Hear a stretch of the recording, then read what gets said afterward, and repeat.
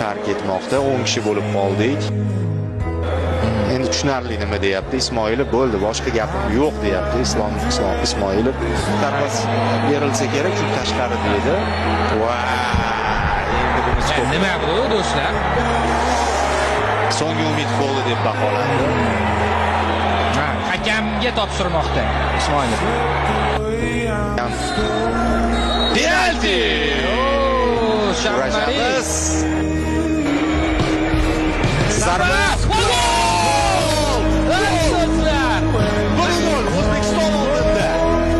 Urgan Saudiya Hasanov. Zo'r.